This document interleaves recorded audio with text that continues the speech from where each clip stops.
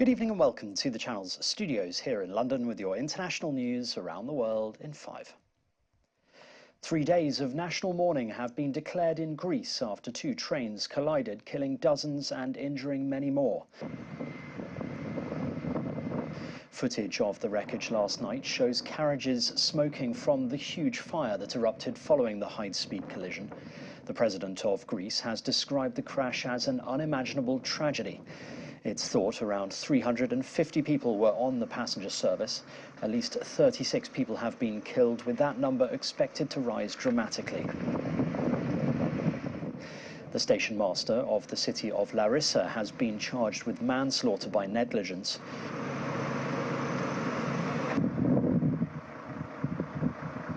Police say the 59-year-old has also been charged with grievous bodily harm by negligence. Prime Minister Kyriakos Mitsotakis has been surveying the wreckage and announced 3 days of national mourning. Finland has started construction work on a pilot of the eastern border barrier fence that it plans to build along parts of the country's border with Russia. The construction of the pilot fence of approximately 3 kilometres started on both sides of the Imatra border crossing point, with work on the terrain clearing the forest. In November of last year, Finland's government proposed spending €139 million to build fences along parts of the country's border with Russia, fulfilling a promise made in the wake of Moscow's February invasion of Ukraine. Italian authorities have prayed for victims of the deadly shipwreck that killed at least 65 people.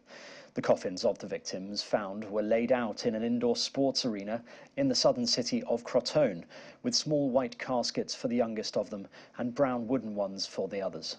Italian authorities have arrested 3 people and are looking for a 4th suspect who they believe trafficked up to 200 migrants aboard a wooden boat that smashed apart on rocks off southern Italy on Sunday.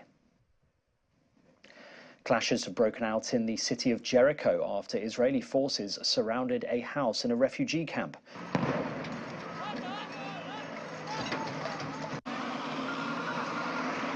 One person was shot and 2 suspected of killing an Israeli-American man earlier in the week were arrested amid high tensions across the occupied West Bank. On Monday, suspected Palestinian gunmen shot dead an Israeli-American motorist in the occupied West Bank. There was no immediate claim of responsibility by any Palestinian groups. The State Department did not identify the person killed.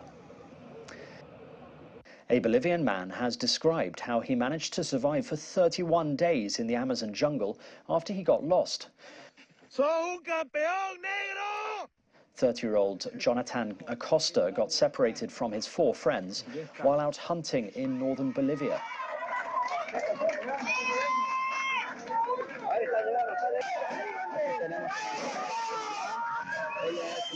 He says he drank rainwater collected in his shoes and ate worms and other insects and bugs while hiding from jaguars and pecaries, a type of pig-like mammal.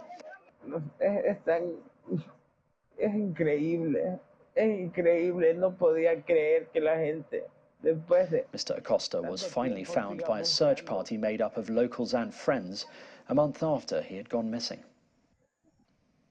And singer Justin Bieber has officially cancelled his world tour due to ill health.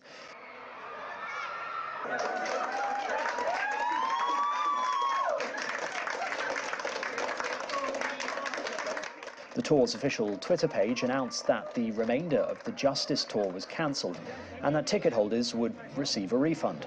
Ticketmaster also has updated Bieber's page to show that his UK and Ireland dates have been cancelled and all show dates have been removed from his official website. The singer had previously announced to fans in June 2022 that he was suffering from Ramsay-Hunt syndrome. It causes facial paralysis, which led him to cancel the North American leg of his tour. And that's your international news around the world in 5. Now back to the Channel's studios in Lagos.